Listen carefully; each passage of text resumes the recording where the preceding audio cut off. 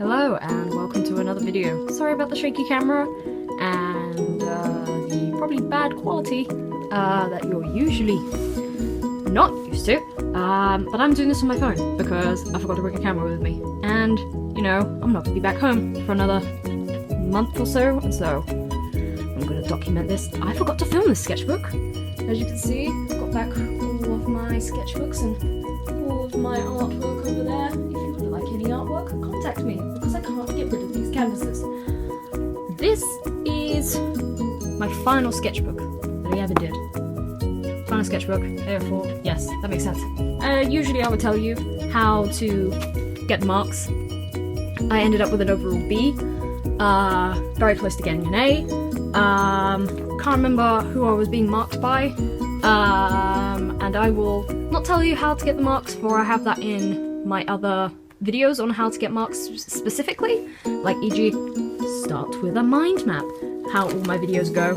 I'm just gonna be showing you through the process I've made another mind map, through visuals and just going through. We started off with either choosing flaws, perfections, ideals, or compromises, and I went straight into flaws because I have many.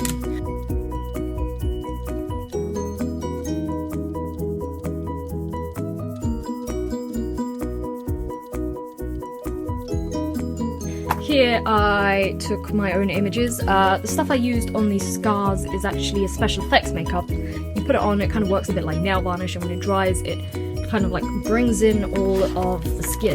And so I did these here and adjusted the photos, and then, you know, trying to show that these are obviously physical imperfections, but to show that even physical imperfections don't always have to be seen as disgusting, hence the flowers. Not that I'm condoning this type of scarring, it is just to show the contrast between it. So of course you have what people see as not pretty, so ripped paper and such, blocking out the eyes, tearing out the paper, and covering up with things that are pretty, e.g. flowers and sparkly things. Now, Kitty Powell, that's how I'm going to pronounce her name. Don't know whether it's how you pronounce her name. She does a lot of this kind of pencil work and then deep coloured detail. So I tried to copy that piece of work there. Of course, never going to happen. I got bored of drawing that many butterflies very, very quickly. I then drew my own version of hands here.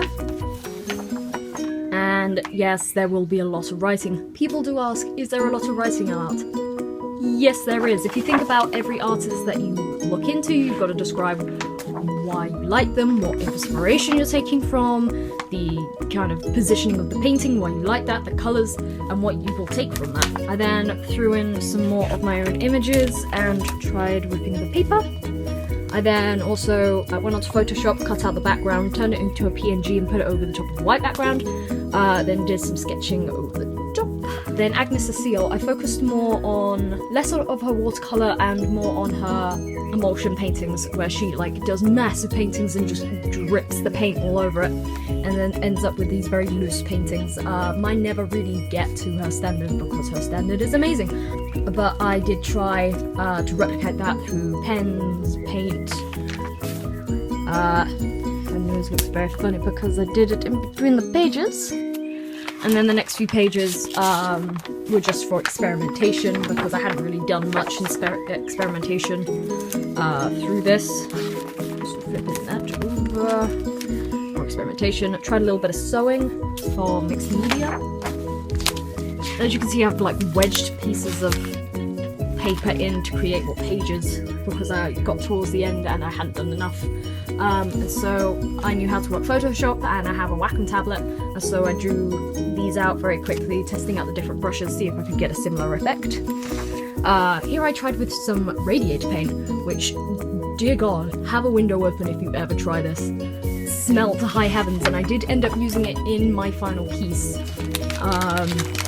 but it did not smell good. There's another written page.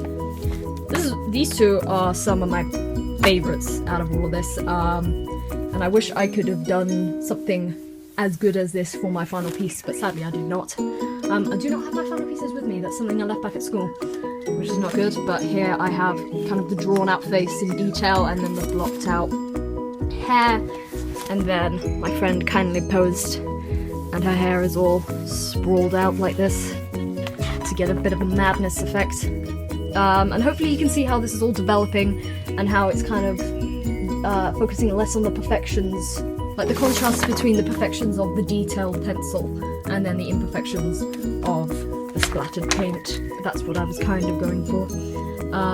Here I took pictures of different dancers, my friend again. That was very cool and very dramatic. I've got that one there. And another paint there.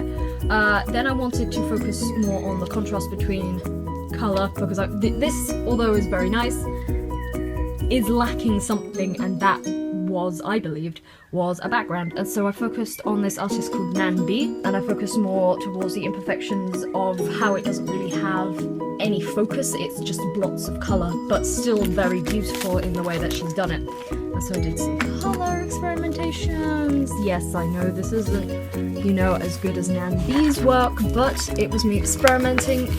Just get that H. Please. Acrylic. Please. There you go. And so I tried out my own pencil work and the colours and the backgrounds like that. I then took my own drawings, created them into PNGs again, got rid of the background, and digitally manipulated them and put them on top of the paintings that I had already done. So those. And then finally I got some more primary images. Primary images are your best friends here. Just keep reeling them out. Keep bringing out more and more images that you've taken. I should probably have done, if I haven't. No, I haven't. No. I should have taken maybe like another lot of photos. Maybe tried a bit more of these. There aren't many here. But here I just wanted to get some portraits for my final piece, and I narrowed it down to 3. Then I quickly sketched out what I could have done. Got some grey emulsion here, seeing if the grey would have looked any better. Focused a bit more on the black. This was me trying to actually control it, and the thing with emulsion and the paint, you can't control it, it just goes everywhere.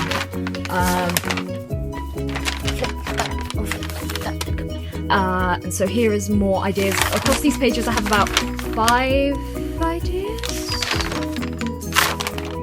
I missed out 3. Did I miss out 3? I did 2. I did miss out 3. Technically I have 5 ideas here. I missed out 3. And just kind of the different layouts and whether it should be 1 piece or 3 separate pieces or just 2 people. Oh my. Lots of sticky. Acrylic. There we go. Here I put way too much paint here, but it was me testing out to see the different layers of paint, whether the grey looked good on the black.